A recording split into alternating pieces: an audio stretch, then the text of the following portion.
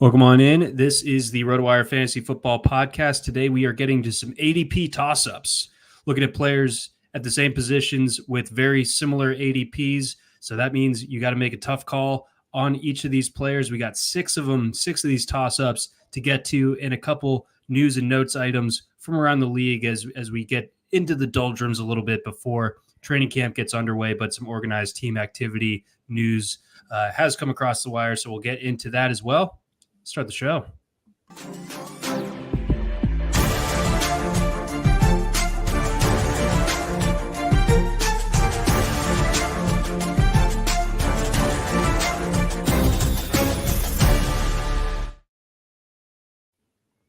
Welcome on in. This is the RotoWire Fantasy Football Podcast. I'm your host, John McKechnie. That is Mario Puig. This podcast presented to you by our friends over at Prize Picks.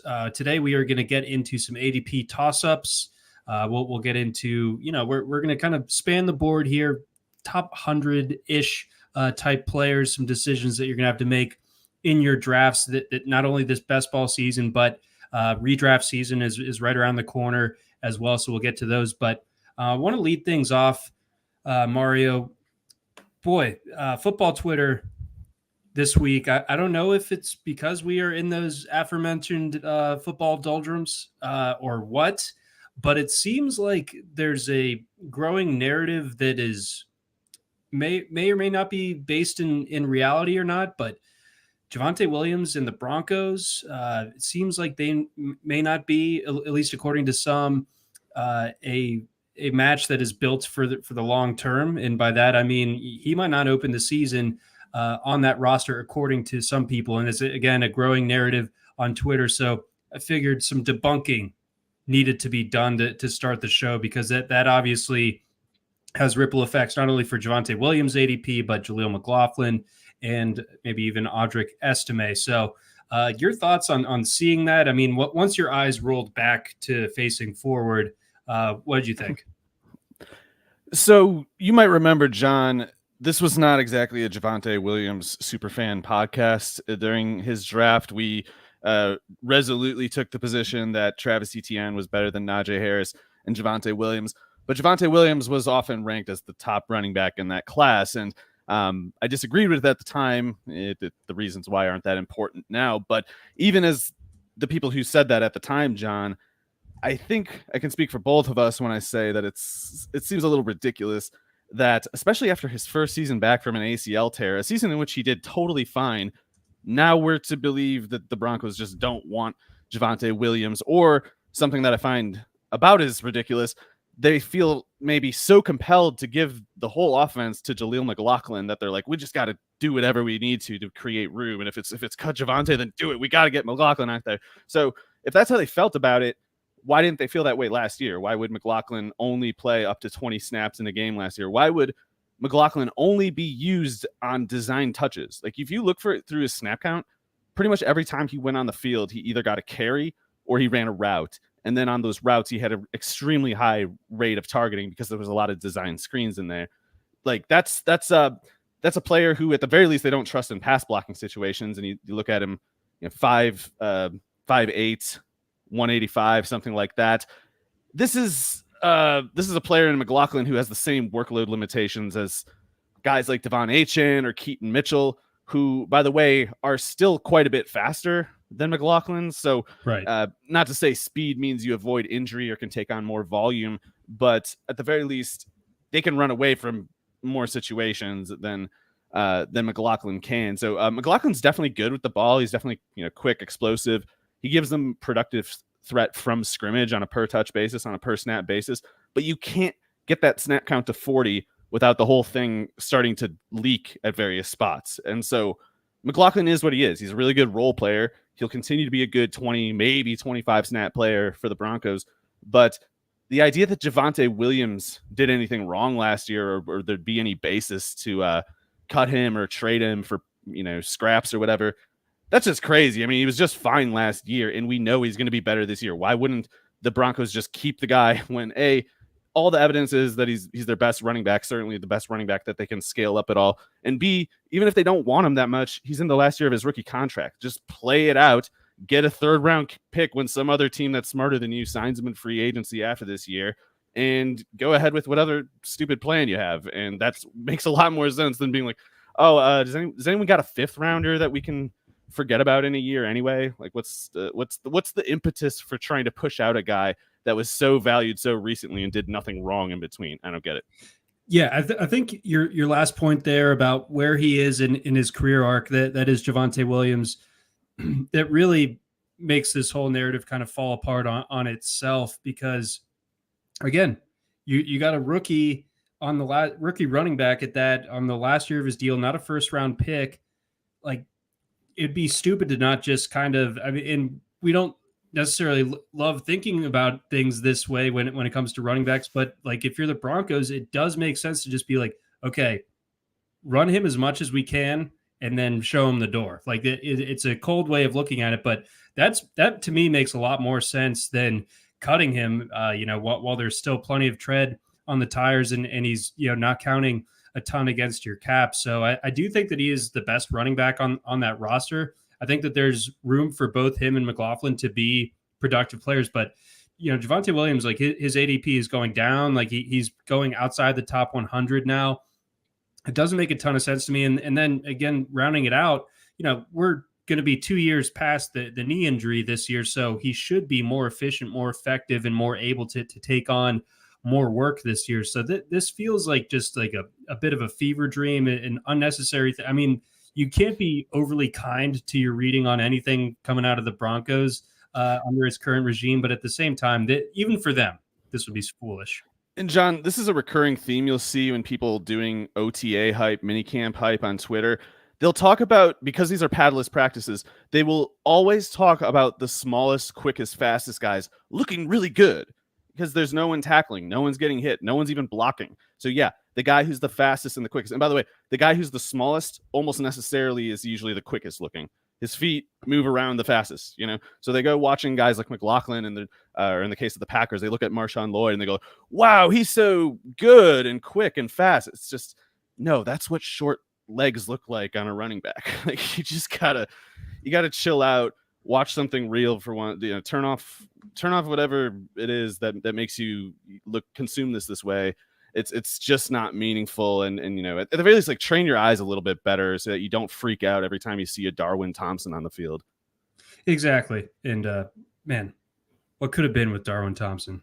But the Broncos actually, oddly enough, are where one of my like favorite sort of instances of fake hype came from. This was years ago, but there's a clip running around on Twitter of Deshaun Hamilton. Remember him? Running a route, basically on air, just a one-on-one type of situation.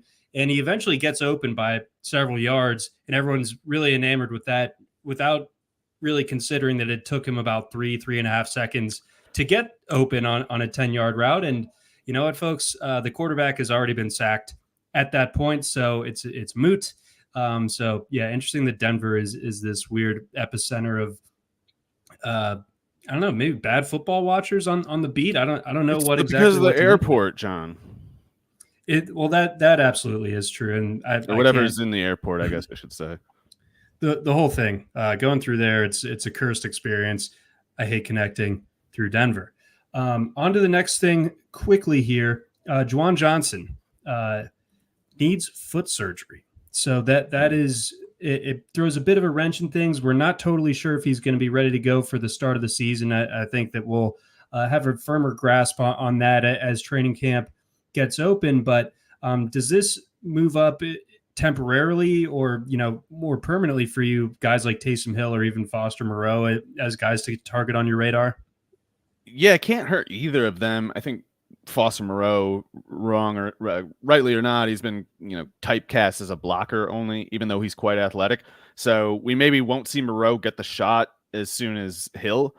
I don't know how much the Saints specifically plan to use Hill specifically at tight end. I mean, maybe his reps don't specifically come from the same plays that Juwan Johnson would have, but there's a void of usage, a void of viable routes, and some of that might even get picked up by like Cedric Wilson, who I assume is going to play a decent amount, even if not targeted. But I'd sooner see it just as slack that somewhat falls to Hill, and then the rest kind of just gets generally redistributed amongst the Saints running game and the receivers, the other route runners.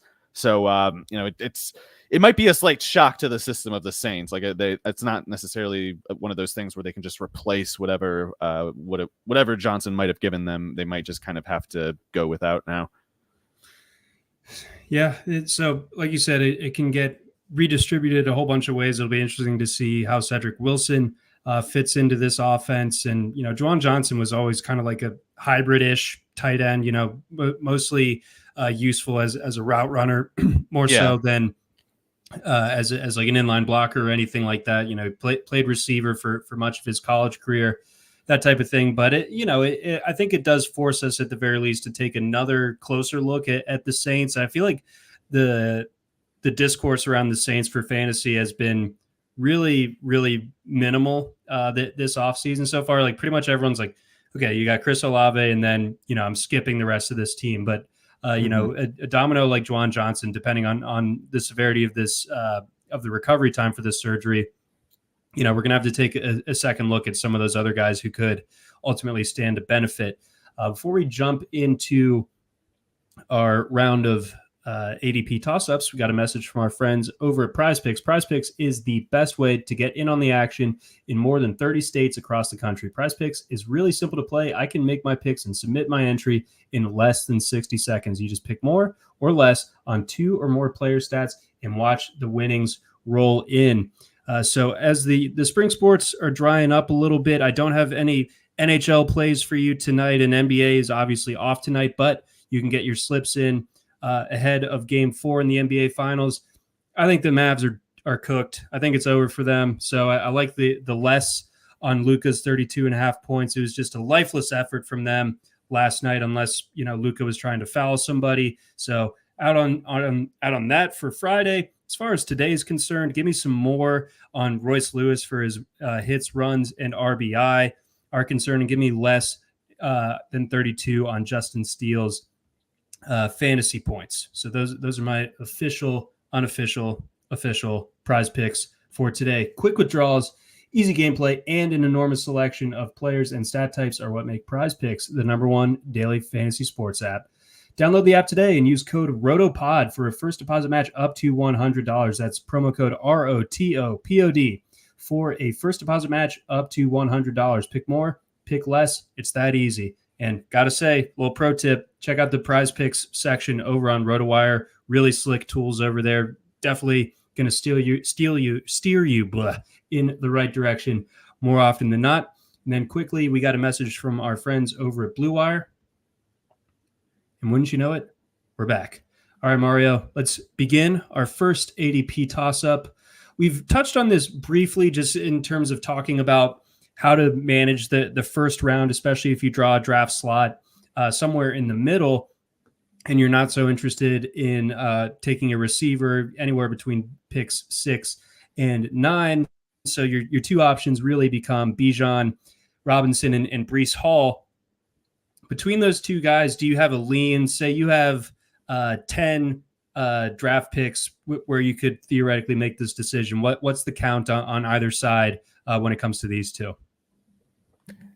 I kind of have to cop out, punt the question. I almost literally have them ranked exactly the same. So I try to go 50-50 in the pick range where they go. I try to, I know I'm picking both of them because I like both of them, and I like them more than those, tier 3 receivers.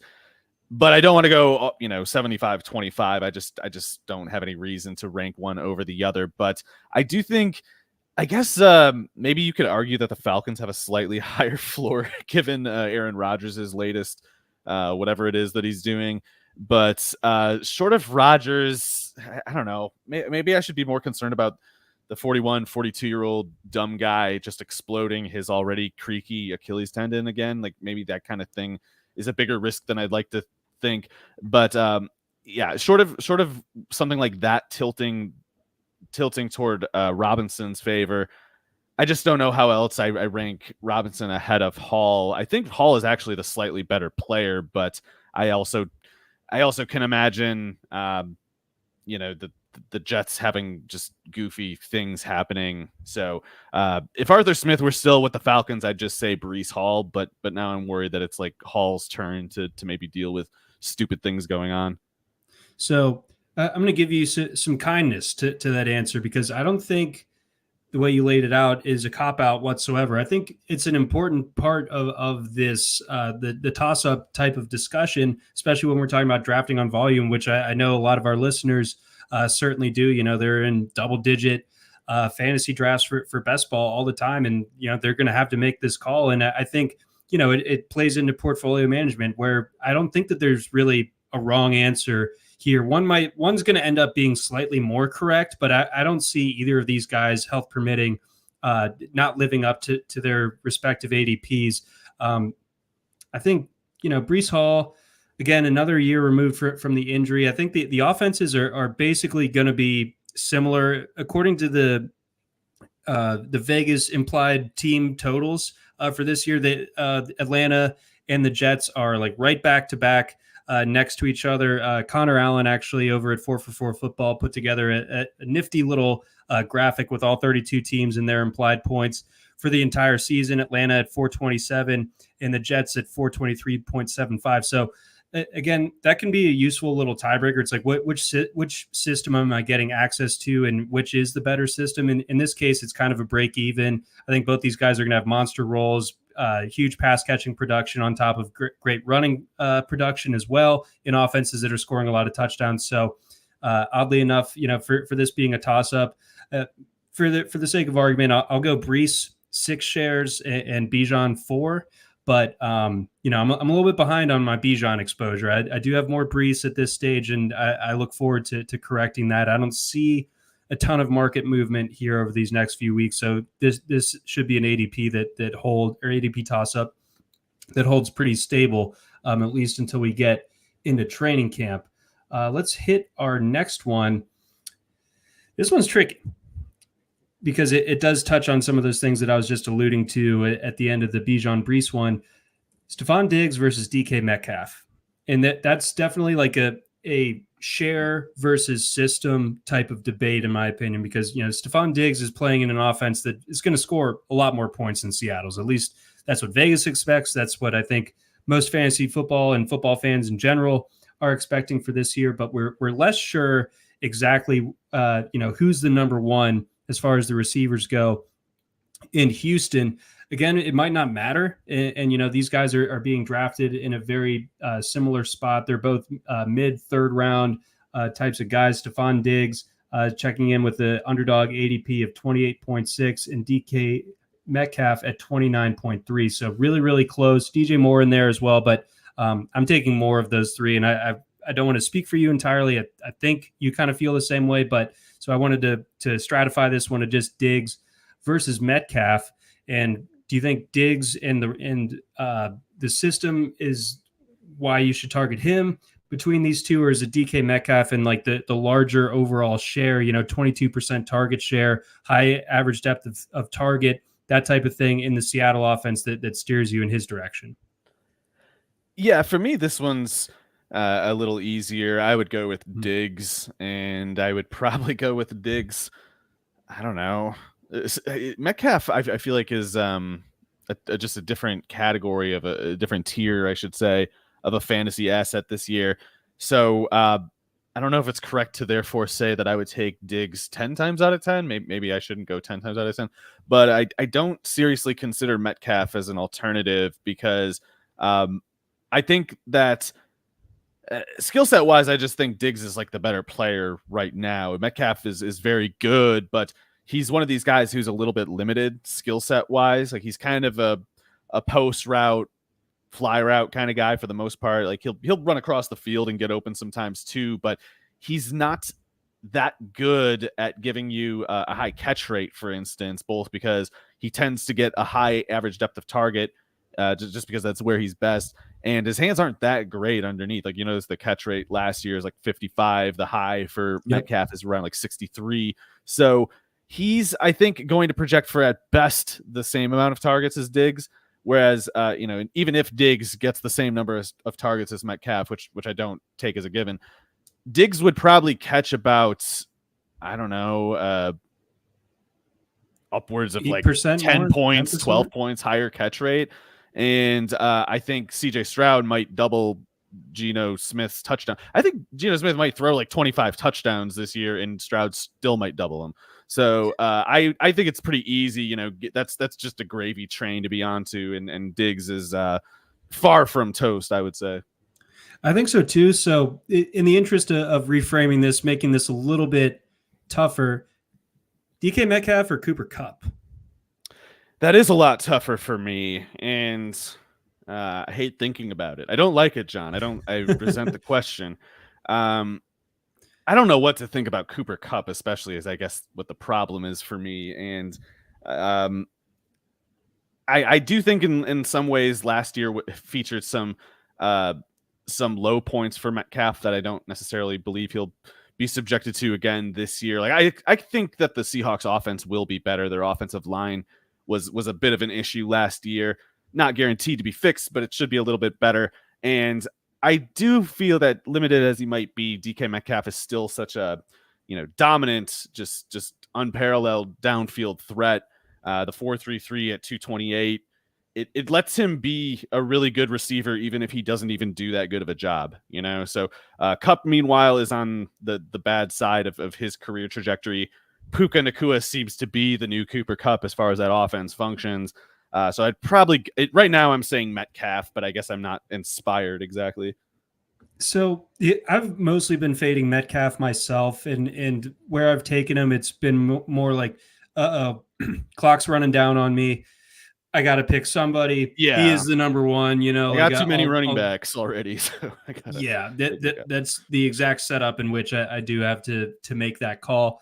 I find myself warming on Cooper Kupp a little bit because I am skeptical on Nacua at ADP, and I really like getting Matthew Stafford where he goes. So this is like a nice and easy way of getting that correlated pairing between Stafford and Kupp. And obviously you're not paying a first rounder for Cooper Kupp anymore. You have to do that if you want Puka Nacua. Again, I mean, not like Kupp has been the picture. I'm already changing my mind. I don't know anymore. Yeah, because I see Cooper Kupp, at least, I don't know. It felt like he really lost it at the end, but maybe he was just injured. And I don't know. You look at the overall season, 95 targets on 600 something, 677 snaps. That is a really high target rate, and Metcalf has no prayer of drawing a target rate like that. So I don't know. I'm back to I don't know. Maybe I should 50-50 same way with Breece Hall and Bijan. Maybe I'm using that same thing with Kupp and DK Metcalf. Okay, a true toss-up. And I'll round it out on Kupp just quickly. Like, there's no depth as far as the pass catchers in this. Like, it's like there's going to be 55% of the targets going to Nacua and Kupp as long as they're both out there. On average last year, Cooper Kupp drew a 26% target rate. I don't see that going anywhere. Maybe the efficiency, continues to decline a little bit. We see fewer touchdowns, but I feel like the floor is still really rock solid for Cooper. They do Kupp. need him. It is one of those things. Yeah. Like if the Rams can't count on Kupp, their whole budget on offense is looking a little sketchy. So I think with that in mind, if you are taking a receiver at that stage, obviously Diggs would be the preferred one, or DJ Moore. But if those guys get snatched up, you're getting towards the end of the third and you're facing Metcalf or Kupp. I think Kupp, I've talked myself into him a little bit. I was warming on him again, but over recent weeks, but talking it out a little bit more, felt good, felt right. I do like Kupp where he's going at ADP. Let's shift things over to tight end. This one, I don't know, Mario, it kind of hurts my heart, but it's Dalton Kincaid versus Mark Andrews. Mark Andrews, I think I might be losing it. Am I jumping ship too early on Andrews? I mean, am I over penalizing him for an injury that he literally came back from at the end of last season? He was still seeing about a 21% target share last year. I just worry that, that I have optimism for both Zay Flowers and for Rashad Bateman this year. So I think that the days of Baltimore having to be like way over reliant on Andrews, where he's like the number one target in this offense with a bullet, no one else coming close. I'm not sure that that's going to be the case anymore with Andrews. And Kincaid, I have my objections to, of course, but similar to what I was talking about with the Rams and them lacking pass catching depth, the Bills definitely do as well. And Kincaid, other than Keon Coleman, is like really the only like big seam stretching type of target that can get it done in the red zone. Kincaid had an 18% target share this year. Like I could see that with Gabe Davis and Stefon Diggs being gone, like he could be one of the highest target share tight ends in the league. And that's not like a hot take. He's one of the top 5 tight ends going. But I mean, I think that being tethered to Josh Allen with that type of usage, it might be enough for me. Fair enough. I don't tend to draft either of these guys. I think if I did, though, it's tough for me to stay away from Andrews. I just think Andrews is the better player of the two. I'm a little lower on Kincaid than a lot of people probably are, both in terms of what he was as a draft prospect and in terms of what he did last year. He did a totally decent job last year. I mean, 73 catches on 91 targets for 673 yards is better than if you were to just look at the 9.2 yards per catch like that.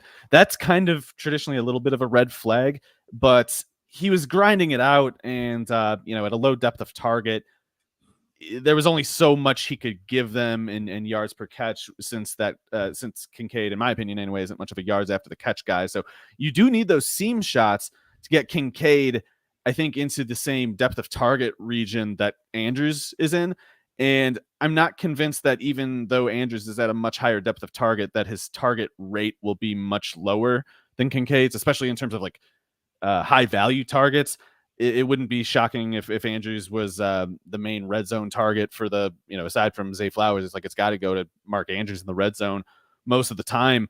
So if Lamar Jackson throws a certain number of touchdowns, if he clears a certain threshold, then I just immediately have to suspect Andrews played a big role in that. Whereas you're right about the theory of the red zone function for Kincaid and the way he can be a really good seam shot, the way he was at Utah. For some reason, the Bills didn't use him that way last year. They used him mostly like underneath and doing a bunch of dinky yards after the catch kind of routes. So maybe they unleash Kincaid. Maybe they kept him back for no good reason last year, and maybe they unleash him this year and everything works great. But last year, 73 catches amounted to 2 touchdowns for Dalton Kincaid in a Josh Allen offense. And that's a really bad rate. You can count on regression improving that return, but it doesn't change the theme of what's going on there, which is they're just kind of hacking away at the first down marker over and over and over until Josh Allen runs for a touchdown at the end of the drive. As you might have picked up on, I'm not a big fan of where the Bills offense is headed. I'm not convinced that the design is coherent. I'm not convinced that it's spaced very well. And if any of those fears are correct, then some of that will fall on Kincaid, unfairly. I guess like my pseudo counter to that, because I'm skeptical of the Bills as well. And I think, replacing Stefon Diggs in and of itself is difficult. Replacing Gabe Davis, even though we've long established that they didn't use him optimally, like we're still talking about 44% of the targets on this offense last year, poof, gone. I think, for better or for worse, given what else is on this depth chart, and like, Coleman, like, I like him okay, and if they use him correctly, I think he can be a good player. I do like Khalil Shakir. I draft him a lot where he goes, and maybe I'm more inclined to just take Kincaid if I've already taken Josh Allen, which is usually a rarity for me. It's a very attainable pairing to get in best ball drafts. But I think for better for worse, in a way, like, they did spend the high draft pick on Kincaid 2 years ago, and with Diggs and Davis being gone, like they might have to just kind of reshape this offense. And does it make the Bills actually better? I don't know. But does it result in Kincaid having like an extremely useful fantasy season? I'm willing to believe in that, I think, a little bit. I feel easier about Kincaid and PPR, but I do think there's a real risk of him finishing the year with like 100 catches for 925 yards and 4 touchdowns, which Andrews can get you those fantasy points better in half point PPR than full point PPR. Meanwhile, and doing so many underdog best ball drafts, that's kind of that might explain why I kind of lean to Andrews so easily. No, that definitely makes sense. I don't know. Kincaid was kind of like a touchdown machine in college. He was a seam threat guy. Kincaid did a good job last year, but not only were the Bills using him the wrong way, they were asking him to do things that he's not the best at, and that aren't his main strengths. I don't know if there's a reason why they weren't trying to use him more the way Utah did as a slot receiver that goes down the seam. It was like they had to more so get him going by deleting Knox and having Kincaid run from the inline a lot. And I don't know if I don't know. I'm convinced that he'll get a lot of targets, but I'm again concerned it's just gonna be a lot of like chomping at the chains rather than blowing past the chains, which is more of what Andrews does. Right, and you have a couple of like potential slot guys already in Samuel and Shakir that might not be great Small fits, field. They don't have a yeah, John Brown. They don't even have a Gabe Davis now. If they have Keon Coleman running those 17 A-dot targets, it's going to be like the whole offense is Josh Allen trying to throw to a double teamed Kincaid and either gunning something in there by the skin of both of their teeth or running off, just scrambling and running around and stuff. Like that's what their offense will look like if they don't space the field with some actual speed. Yeah, Coleman in that role, like the only targets he's going to get is like when Josh Allen has shed like his third would-be sacker in the backfield and like just flings it. He's on like a 5'10" corner one-on-one, and it's just like, okay, rebound drill. That's a cool play to make on occasion. It's not a good basis for a passing game, though. No, not a good staple. So that we're a little split on this one. Maybe I'm just being reverse jinxy when it comes to Andrews. And again, I don't think the Bills are going to be amazing on offense this year, but I think Kincaid does stand to benefit just enough to where I'm interested. But you raise obviously really good concerns about the usage, the yardage, and the touchdown upside when it comes to Dalton Kincaid. Let's grab a quarterback toss-up. Two very different quarterbacks, to say the least. We got Anthony Richardson and CJ Stroud. I will pull up their ADPs here momentarily. So we got Stroud going at 58.6 on Underdog, and Anthony Richardson going slightly ahead at 56.8. So where do you go when you're faced with this option? I haven't taken Richardson, not that I can remember anyway. Part of it is like I'm just really high on Stroud. Part of it is that I have Kyler Murray ranked about the same as Richardson, and Kyler goes significantly cheaper, of course.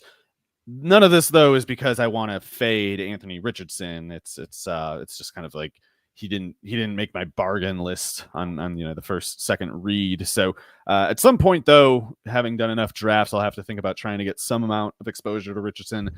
I think the case for him is pretty obvious. I mean, the guy, even though you haven't seen him do it, you should be able to understand very easily how Richardson can be the quarterback one in any given week. It's just, it comes out quickly if you try to do a projection with this offense, especially if, like me, you're high on both Anthony Richardson and Shane Steichen. So I worry about some players getting stuck with crap coaching that makes them play at a disadvantage. Zero concerns with Richardson as far as that goes. I very quickly, easily assume the opposite, actually. I assume Richardson will have coaching at his advantage. So with that said, there's certain limitations with Richardson, both in general and with the way the Colts are specifically built right now, which the main one being he's not going to throw for that much, not in my opinion. I mean, he might have throwing touchdowns. You might have Richardson, I don't know, throwing like 30 touchdowns, but he's not throwing for more than maybe, I don't know, 3,500 yards. And this is one of those things where even if you believe Richardson is the kind of quarterback who can throw it 40 plus times comfortably over and over, the Colts don't have, in my opinion, the route running combination of guys to do that. I mean, I like Josh Downs. I think Pierce is being written off too soon. Mitchell clearly has some potential, but they don't have a defined wide receiver two, or like the closest thing they have to it is Downs. And with a guy like Richardson, you're going to have a run heavy kind of disposition on offense, run heavy personnel inclination. You're not going to have four wide looks to easily budget up his passing numbers. So he needs to make it work on the ground. And I think it will. I think Shane Steichen understands that when you set the ground tone with Richardson, with Taylor in a run heavy offense, the defense has to crash forward. They have no other choice. They have to crash forward. And when they do, that's when you face up the other way. Richardson has the arm to go deep. He has the legs to turn the corner, go the distance. I think they'll find their big plays in the Colts offense, but it's going to be on the ground. And I think Richardson's numbers might be a little there might be like a high standard deviation or something like that, where if he's not running for 2 touchdowns, he might only have like 15 points that week in fantasy. But if you're picking a single quarterback to hit 40 points, 40 fantasy points in a game, it might be Richardson that you should put at the top of that list, just because it's easy to imagine him having like 100 yards and 2 touchdowns rushing at halftime if some defense has poor contain. Right. And, so it's all about the upside with Richardson and that rushing ability that he has. That's obviously a mark in his favor over Stroud. Stroud is just, someone that I think is a reasonable bet to lead the league in passing yardage, passing touchdowns, like all that good stuff. So, I mean, I don't think there's not to say that there's impossible to have the wrong answer, because there is more bust potential. I think we have reason to believe when it comes to Richardson than with Stroud. So, I mean, it could go in a way where Richardson doesn't take that next step forward. And, the relative lack of experience, especially after missing so much of his rookie year, there's still a bit of like learning curve to negotiate with him. But basically where I come down on this is, if I'm going to take a quarterback in the first 5 rounds, I don't want to have to back him up like anytime within the next 7 or 8 rounds. And with Richardson, I feel like I love cornering the market on that potential upside, but I would also feel a bit weary about like going into the 10th round without, someone like a Jordan Love or a Dak Prescott, someone like that to back him up. And that's more quarterback capital than I like to spend early in the draft. Whereas Stroud, I'll just go shopping for my second quarterback much, much later in the draft. Yeah, Stroud has the higher floor, and I think will be more consistent week to week, since he doesn't need rushing touchdowns or big plays on the ground to get his numbers. I am a little biased, though. I'm picking Stroud to lead the league in touchdown passes this year. So, I could see Stroud finishing with like 4,800 yards and 50 touchdowns or something, because the Texans are just, they're loaded to the gills. It's crazy. They are. I hope that, they continue on this trajectory and like they don't kind of plateau off of last year, even if they're prepared to adjust. Plateau would look good. You worry about some team catching people by surprise and sort of the teams defending them not knowing their tricks yet. You try to scheme what the Texans put on tape last year. They have counter punches built in already, and they're going to stay ahead of it, I think. Very true. That's a really good point with Slowick still there. Before we move on to our next toss-up, or I guess for the record, I'm going Stroud 7 times out of 10, Richardson 3. Yeah, same. And Richardson's case is better in best ball than outside of it, both because the injury risk doesn't hurt you as much there, and because, like we said, that 40-point game, he'll be in your lineup for sure. And he'll be on your bench if he leaves a game early, and you don't get that same that same cushion in redraft. Exactly. We got a message from our friends over at Circa. Level up this year's fantasy football draft and make Stadium Swim your number 1 pick. Stadium Swim at Circa Resort and Casino in downtown Las Vegas is America's favorite place to watch sports. 3 levels, 6 pools, and a 143-foot screen. It's the place to bring your league this season. Blow this year's draft out of the water with Stadium Swim's complete draft package. Make your picks poolside from the comfort of a temperature-controlled cabana with a custom Stadium Swim draft board and more. Plus, when you book a draft this season at Stadium Swim, your league will be entered to win the ultimate draft experience in 2025. Best league name wins it all. Don't miss out on all the fantasy football fun. Stadium Swim is a 21 and up venue. For all the details and to reserve your spot today, go to circalasvegas.com. About a month away from being poolside at Circa. Very much looking forward to it. I already saw that Vegas has banked its first 110-degree day of the year, so gonna have to remember some flip-flops, because the foot burn getting out of the pool, going back to the cabana, not a mistake you want to make more than once. All right, moving on. We've got 2 more toss-ups to hit before we jump out of here. Alvin Kamara versus Dave Montgomery. 2 guys, to my knowledge, like we basically haven't talked about during this offseason. I don't think either of us have drafted much of either of them, but, correct me if I'm wrong. But, both of them have ADPs where, you're drafting them as your RB2 or maybe your RB1 in more like extreme 0 RB cases. But between Kamara at 72 and Dave Montgomery at 74.8, which way do you lean? I think I have a couple of each of them, but in neither case was it because I was targeting them. It just kind of fell that way. I think it's kind of as simple as Montgomery gives you the higher floor. As long as the Lions are scoring touchdowns on the ground, Montgomery gives you the higher floor. But Kamara could catch another 75 passes this year or something, and Montgomery obviously can't do that. So the best case scenario for Kamara, I think, dwarfs the best case scenario for Montgomery. And I don't know what to make of the Kamara holdout thing other than I think the reason that he's doing it is obvious. The Saints plan on cutting him after this year, and he wants to hit the market now. Then he wants to be treated like an open market player right now. So he's doing what he can to make that happen. But I don't think. Granted, the Saints probably would have given him a lot of usage. Would give him a lot of usage if he stays on the team. Kamara might get a boost if he gets traded to another team. Like if he goes to Dallas or something, then it's kind of just not even close. Like Kamara's probably going in, God, I don't know, like the 4th round or something if that happens. So it's worth keeping an eye on this situation. I'm not sure if the Saints can so easily just give Kamara another round of guaranteed money. He might be able to force a trade. But if he stays with the Saints, it's fine. It's just we know it's going to probably be inefficient. The defense is going to sell out to stop him most of the time. And most of the time they'll do it. But just the same, most of the time the Saints will just keep giving him the ball because, God knows Derek Carr needs to check down. Yeah, I really liked having Kamara on my best ball teams last year because, again, the price was pretty similar, was it not? He obviously had the 3-game suspension so. I can't remember. baked in, but it was right around here. And, he had a couple like really, really good weeks, RB1 quality weeks. I think the floor is there. There is, the occasional ceiling. Still don't think that division is all that great. So, that's 6 games with reasonably favorable setups for him. They didn't finish overly high. They finished second in the division last year. So, they're not playing that first place schedule. The NFC generally softer. So I think it sets up fine for Kamara. I just haven't drafted running backs much in this range. I'm more akin to go, like the Jordan Addison, Lad McConkey types and grab a running back a little bit later or something. Sure.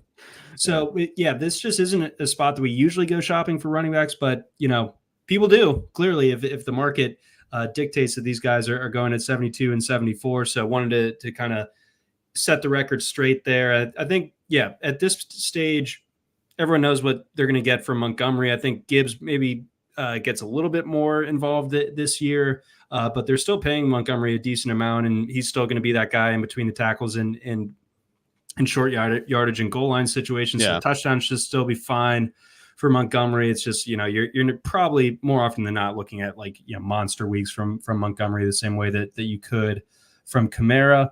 And then rounding us out here, we got one more quarterback toss up. Surprised that these guys are going as close to each other as they are, but Dak Prescott at 93.2 and Jordan Love at 95. I feel like Love is just straight up mispriced according to the market. Like I think that we're looking at, I forget where this ADP would put him in the quarterback pecking order. I want to say 10. I think I'm more inclined to say that he finishes in the top 5 in fantasy than outside the top 10. That could be. I was skeptical of Love in the first 4 to 6 weeks last year, but by the end of the year, I was very much converted. I still, though, I wonder if Dallas, maybe the distinction between Dak and Jordan Love is that Dallas is more inclined to throw the ball, and the Packers are maybe more content to go slow pace in a game and kind of bleed out the clock, keep things controlled. Like they scored rapidly with Love last year, but a byproduct of that, or that was largely a byproduct of just kind of having good field position a lot and controlling the game and obviously, building advantages over the courses of games.